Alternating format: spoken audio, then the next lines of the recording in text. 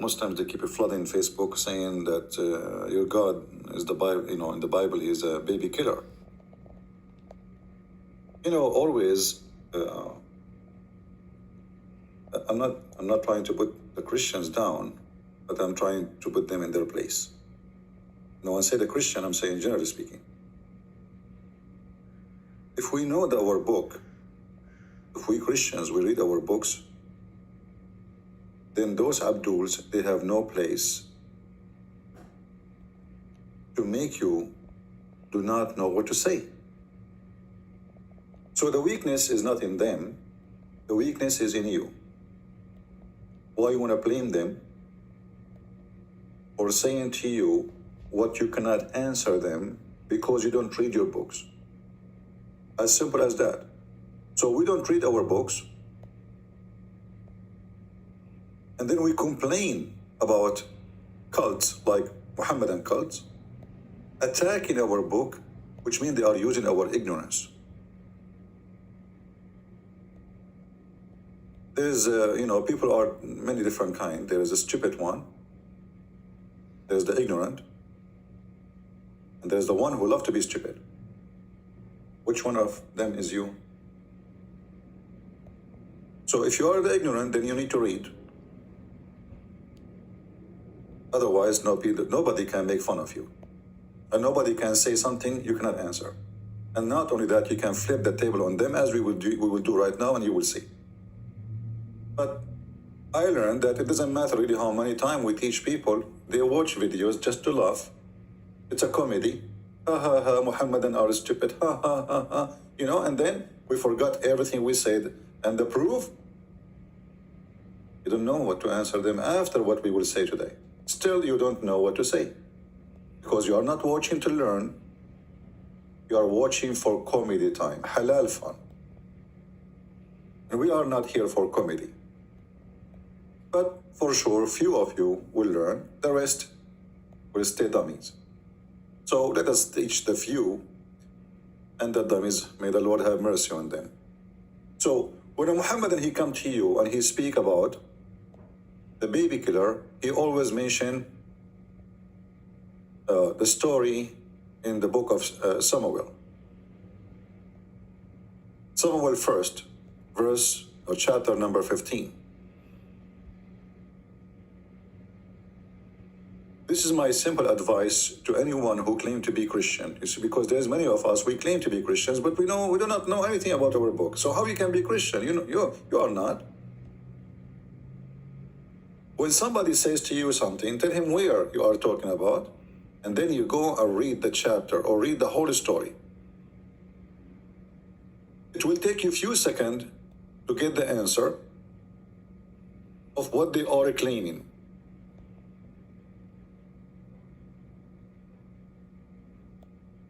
Few seconds.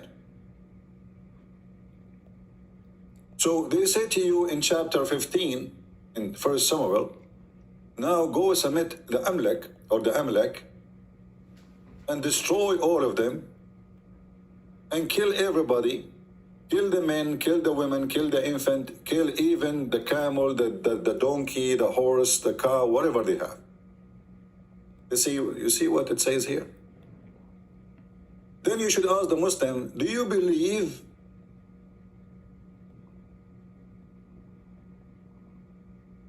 in the Quran? They will say, yeah. Did your God in the Quran kill all the children at that time, in the time of Noah? What? Okay, do you believe in the Quran? Yeah. Is it true that the Quran says that the Jews, their enemies, were slaughtering their children? Chapter 2, verse number 49. Yeah. And is it true that your God Allah, he sent 7 punishment on the people of Pharaoh, and of them is killing their children? Yeah. Okay, let us continue. Is it true that you believe in the Quran? Yeah. And then the Quran teach in chapter 18 that Allah, he ordered his prophet Al-Khadr to slaughter a little boy so he can teach Musa a lesson? Yeah. Okay. Is it true? In chapter 71, verse number 26, that Noah, he asked Allah not to leave anyone, even their children, because what kind of children they will have in the future, huh? Chapter 71, verse 26, and Noah said to Allah, "Oh my Allah, leave not the unbelievers, a single one on earth.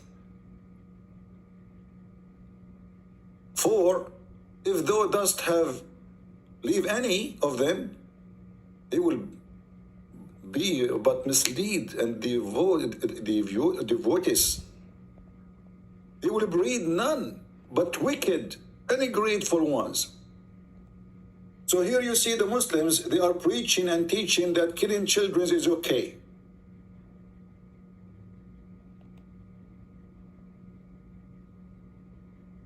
What about Sodom and Gomorrah? Do you believe in it? Yeah. What Allah did to them?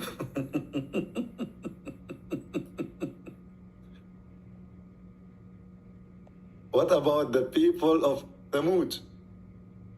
Did Allah kill everybody? Yeah. Okay. I mean, we can go endless stories. There's the stories in the Quran we never heard of, actually. You know? There's a story in the Quran we never heard of. And Allah, he killed them with no mercy, every one of them, to the point nobody exists until now.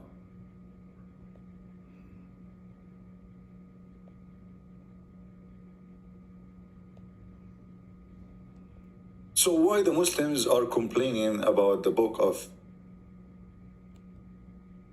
Samuel? And not only that, the story go more complicated if we find that the story of Samuel is in the stupid Quran. We go to chapter 2 in the Quran, the book of Muta, and then we go to verse number 40, 246 and 247, etc. We will find that this is a chapter here speaking about such a beautiful king and such a beautiful prophet, and they are mujahideen for Allah.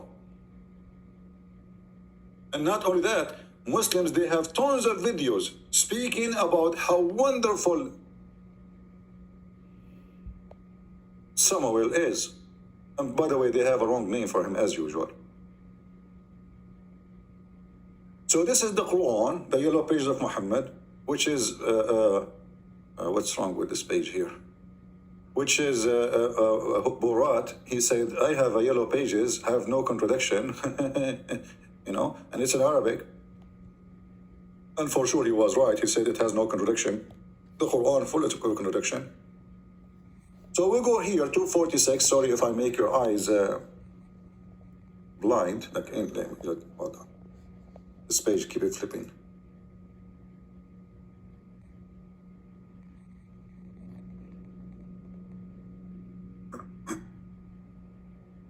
So we don't hurt your eyes. We will find the story of Samuel in the Quran, as we will see in a second. Here we go.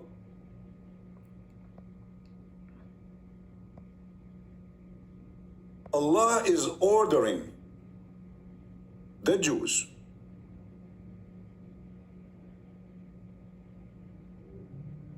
to kill their enemies.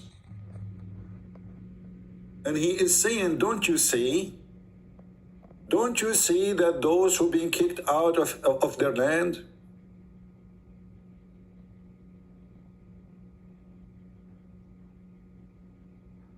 don't you see thousands and thousands for the fear of death? Don't you see? Fight for the cause of Allah. And know that Allah heard and knows everything, all things.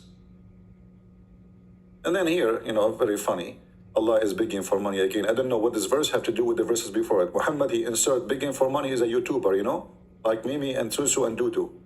Please make donation, guys, make donation. This verse here have nothing to do with the story. وَمَنْ يَقْرِضُ اللَّهُ قَرْضًا حَسَنًا. Who is going to give Allah a beautiful loan? Allah here is practicing Mimi hijab technology.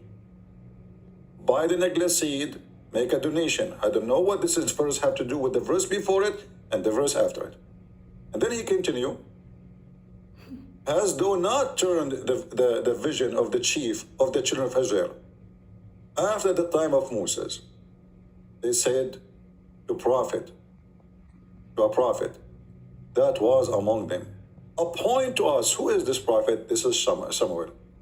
Muslim, they call him Samuel, by the way. Not Samuel. They have their own way to say things. So,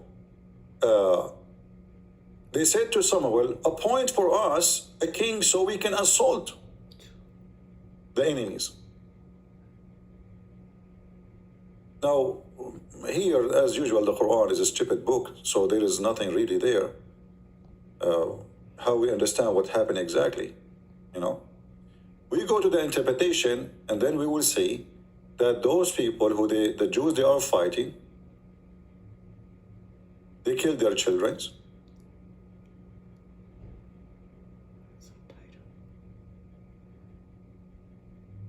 They separate them from their land. They took their women. Actually, it says here in front of you. How could we refuse to fight? This is the Jews, they are saying to their prophet Samuel. How we refuse to fight in the cause of Allah, seeing that we turned out of our homes and our families when they were commanded to fight. And by the way, translation here is not accurate. The word family here does not exist. It says abna'una, our children. You change the translator, depending who is the donkey who is translating. I think Muslims, they don't translate really. They take hashish and translate the Quran. Because they insert words we cannot find even where they are coming from. All right? Do you see the word children? You see? We just change the translator. Suddenly the word children is there. And suddenly there's a bracket says family have been taken as captive. And then if we go and read the interpretation, we will find that there is no women left. The enemies killed everybody, etc. And we can go and we can choose any interpretation that Muhammadan they like. Any interpretation they like.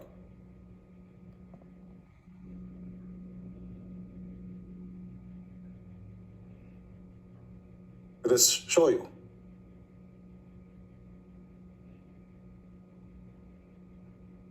Isn't it funny? Not only that, actually, there's videos in YouTube made about these stories by Muslims about how bad the Jews, because they refused to go and kill their enemies.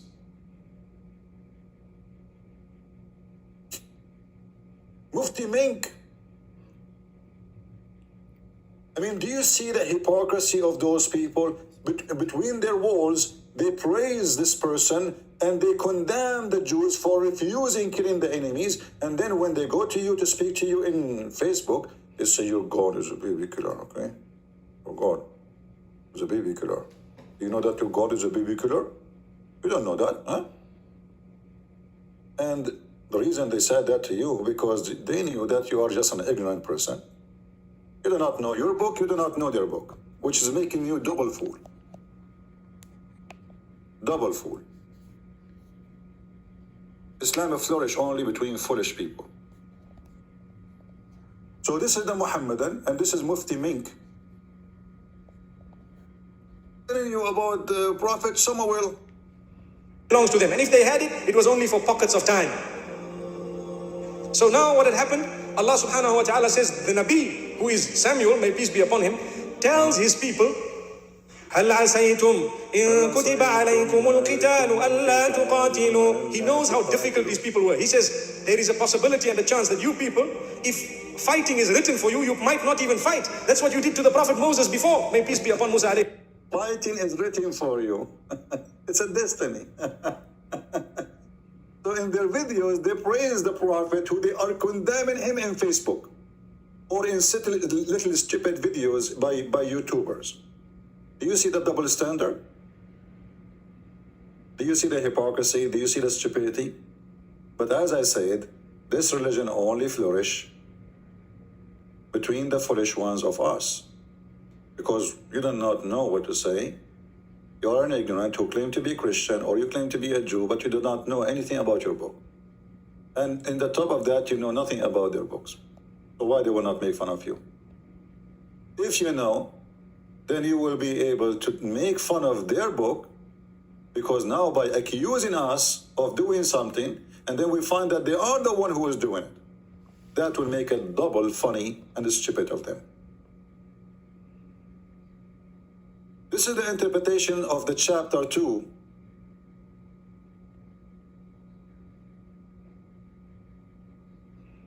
And this is Tafsir al-Muyassar. It says here,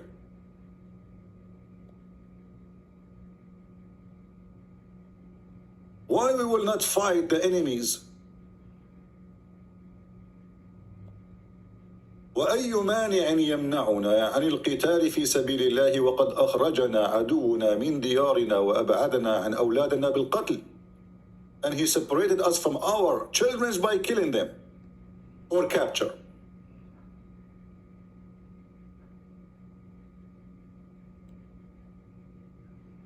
This is Tafsir al-Muyassar. This is Tafsir al-Sadi. The same. They said, why we will not fight them and kill them, and they are the one who kicked us away from our land. And here it says, وَسُبِيَتْ ذَرَارِينَ, and they took our children.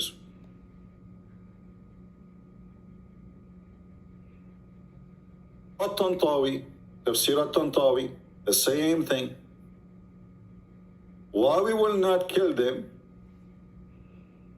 with bravery and patience?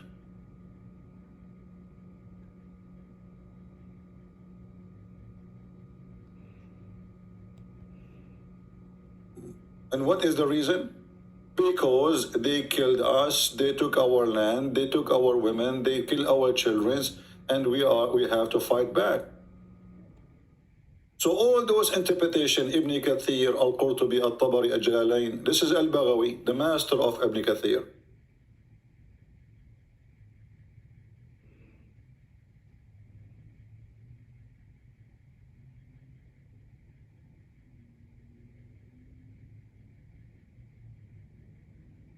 Long interpretation.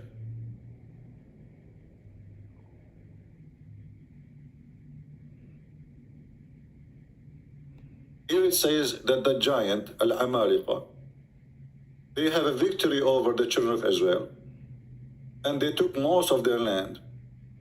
And they took a lot of their women and their children. And even from the children of their kings. And they forced them to pay jizya. And they took the Torah from them. And the children of Israel, they suffer a lot because of them. And then the children of the prophets, or from the prophethood, this is what happened after this war, that they killed everybody except there's only one woman who was carrying a child. She gave delivery to him later, who is left. Just one. So they put her in her house.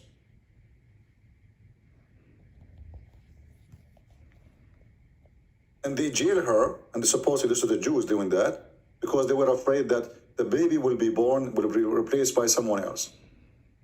When she gave birth to a child. His name is Ishmael. All of those names are not, they are fake names, Muslim, because they do not know how to repeat the Jewish names. They come with funny names. So his name is Ishmael.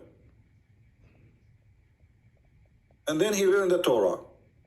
And then the story continues about how Allah, he said to them, Ib'ath lana malikan nuqatilu fi sabilillah. Make for us a king so we can kill for the sake of Allah. And then here the interpretation continue. And it says exactly as in the Quran, وَقَدْ أُخْرِجْنَا مِنْ دِيَارِنَا وَأَبْنَائِنَا. And we are kicked out of our land, and they took our children by either killing them or capturing them.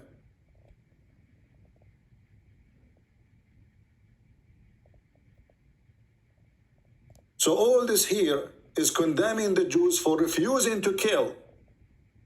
Can you believe it? If you go and watch this video here, you will see that there's Mufti Mink and there's an Indian boy speaking there, or Pakistani, Aman, Rabbi Aman. He's speaking about, how bad the Jews, they refuse the command of Allah to do jihad and to kill the enemies. And this is the title of the video.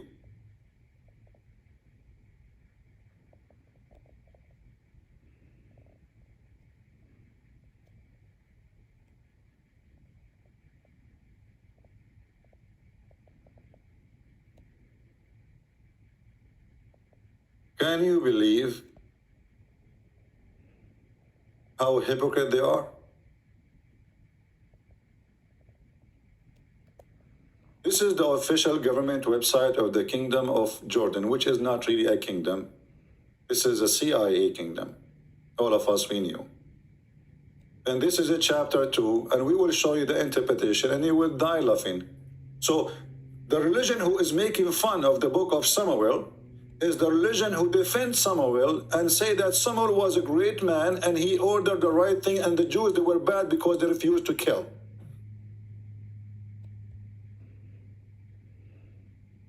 And this is the same with the stories of Moses.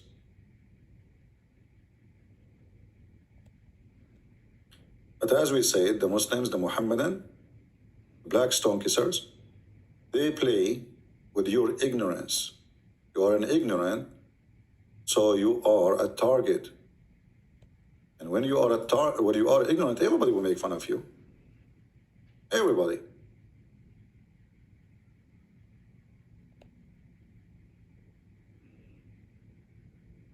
Let us switch to English, so at least you can read something useful.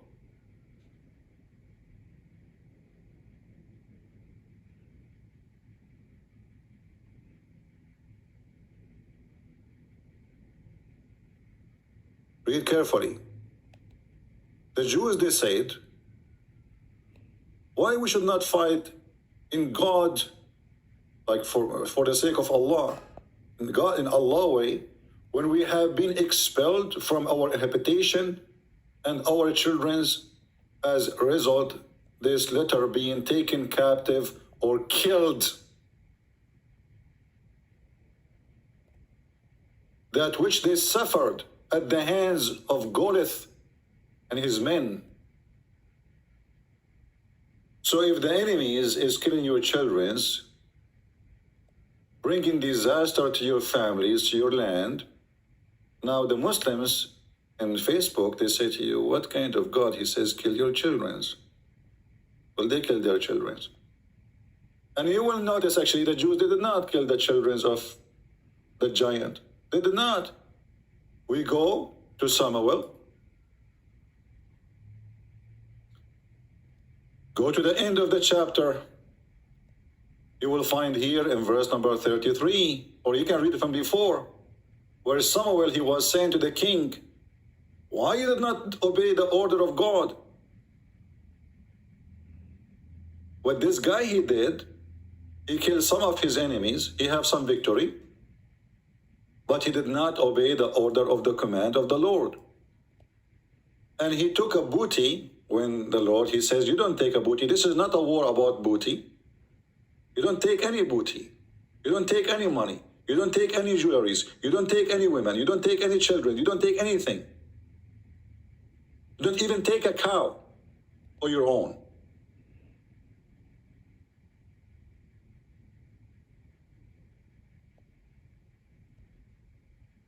He disobeyed the order of the Lord.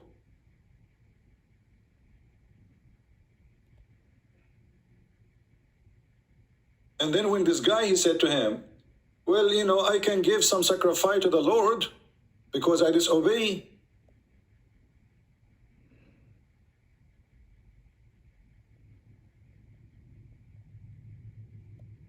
And then Samuel, he says, what God will do with sacrifice? You think God, he is going to be delight in burnt offering, a sacrifice, as in obeying the voice of the Lord? So this guy, he did not kill. This guy, he did not slaughter.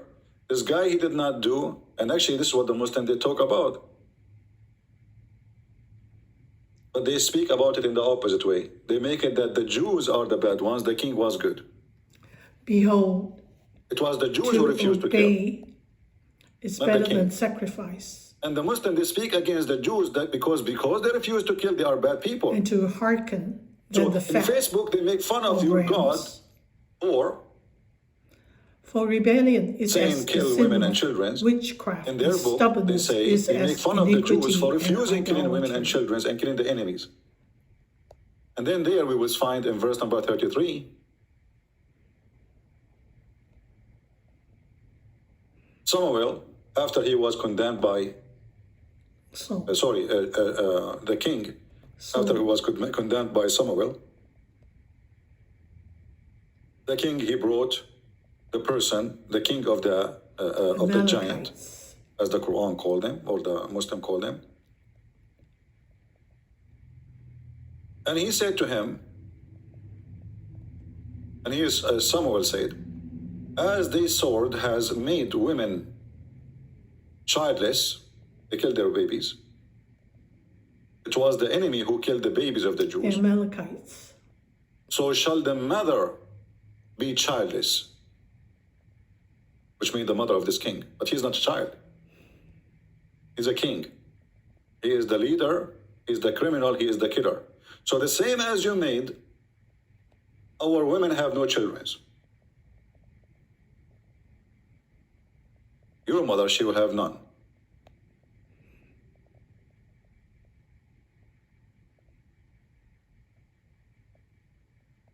So when a silly Abdul, he make fun of you, be ready, have notes. I don't know how many of you will take notes. I'm sure maybe 2 or 3, and the rest are just... Descendants of this line chosen by God became the object of many attacks by the kingdoms of darkness to prevent the realization of God's plan for the salvation of the world. Throughout history, many enemies have emerged fighting Israel in all latitudes, but Amalek has become the embodiment of the evil and a gloomy eponym for the timeless spirit of hatred against the chosen people. The historic Amalekite people were lost in the depths of history as far back as antiquity, but their sinister name, their spirit of hatred, is doing well in our day. Today, it takes on the masks of new ideologies. The enemy of Israel surprisingly successfully finds new hands and minds to plan and carry out another attempt to destroy God's elected people. Interestingly, the Amalekites do not appear in the biblical narrative as often as many of Israel's other enemies, nor do they have such spectacular campaigns as Babylon invading and destroying the kingdom of Judah, or Assyria taking the 10 northern tribes captive, or Rome drowning in the sea of blood the Jewish uprising and destroying the Second Temple in Jerusalem in AD 70. Before entering Canaan, God reminds the Israelites of an important point in the recent past. Remember what Amalek did unto thee by the way, when ye were come forth out of Egypt, how he met thee by the way, and smote the hindmost of thee, even all that were feeble behind thee, when thou wast faint and weary, and he feared not God.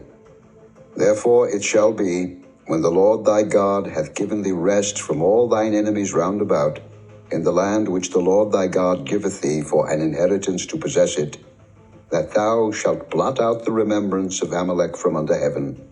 Thou shalt not forget it.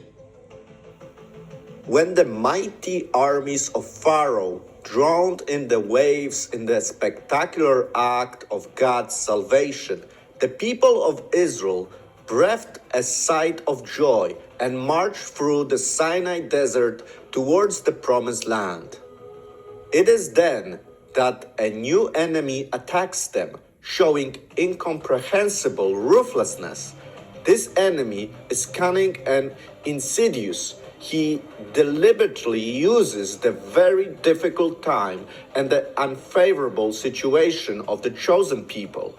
This mode of operation is almost a showcase of Israel's enemies who act in the spirit of Amalek's hatred. We can imagine the scenery of this event. Jacob's descendants are already very tired and thirsty. They chase with the last of their strength, desperately looking for a place to rest. Gradually, the strongest, most persistent, armed move to the front of the column, and the weak, women and children, old men, and the sick gather at the rear. Passing through Rephidim, they enter a stone bed of a dry stream, surrounded on all sides by high, steep rocks, almost obscuring the sky. And here, a sneaky attack takes place, not against the warriors leading the way, but against the weakest families in the rear. The slaughter begins, shameful, ruthless, motivated only by the desire to murder the entire nation.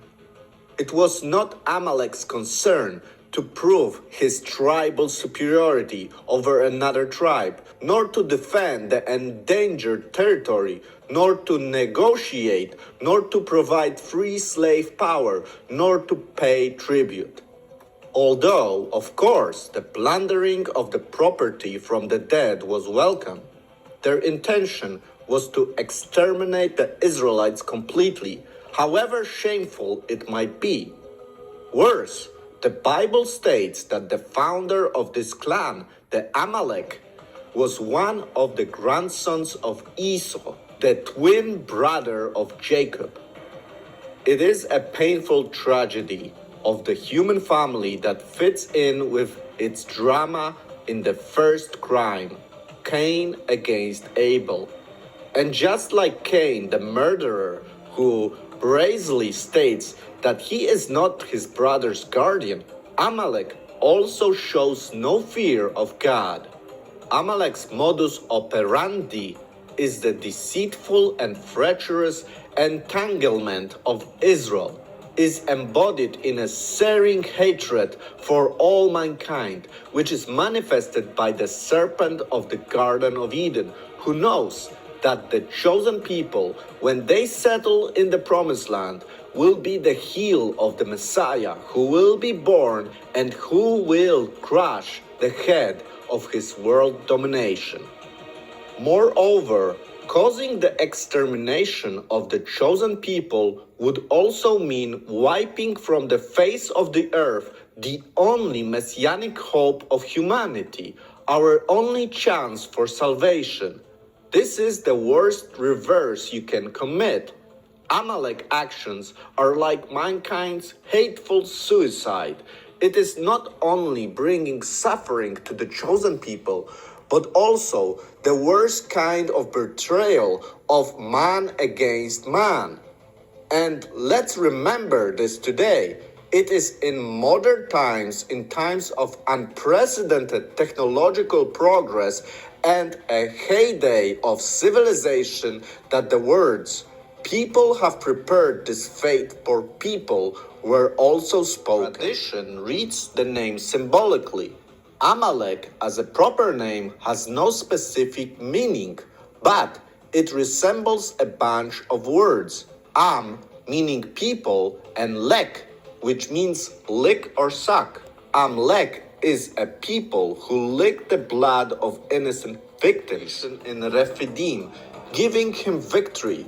This weapon is our hands, constantly and persistently raised to God, like the hands of Moses, supported by his fellow intercessors. We will not win this fight just in the order of this world. With our participation, heaven must invade earth, and then the scales of victory will be waged. The first encounter with the Amalekites was when, as the children of Israel was leaving Goshen in Egypt, heading down to the Sinai Peninsula, and on their way to Kadesh Barnea up here. And at Rephidim, where's Rephidim? Right down there, Rephidim. Do you see Rephidim? Rephidim is, where's Rephidim? They ran out of water, and the children, Exodus 17, and the children of Israel were screaming at Moses, said, we have no water to drink. 17, where is 17? Here, right there. No water to drink, and they were grumbling and said, if only we stayed in Egypt, this would not have happened. So the Lord said to Moses, okay, take your rod, your staff that you smite the river with, take the same staff and hit the rock. Verse 6, hit the rock and the water will gush out, which it did. And no sooner has the water gushed out than the children of Israel were drinking, then came the Amalekites to fight Israel the children of Israel at Rephidim. And Moses said to Joshua, go assemble a group of men and fight them until you destroy all of them. And I will stand up on top of the hill with my rod in my hand lifted up. And then Moses' hands became tired, and he lowered his rod, and when he lowered his rod, the children of Israel were losing. And when he lifted up his rod, children of Israel were winning, until some people has to come and hold up his arm so that his arm with the rod will always be lifted up. And until the Amalekites were routed and defeated. And here the Lord said to Moses, write this for a memorial in a book, that I will utterly put out of a remembrance of Amalek from under heaven. I will completely destroy them. And from then on, because the Lord have sworn that the Lord would have war with Amalekites from generation to generation. Then we come to Samuel, where they did. So throughout the time of the children of Israel's sojourn in that land, until the Amalekites were completely destroyed, they had trouble. The Amalekites continued to come up against the children of Israel. So until they were completely destroyed, that means men, women, children, and animals. And that's where it's at.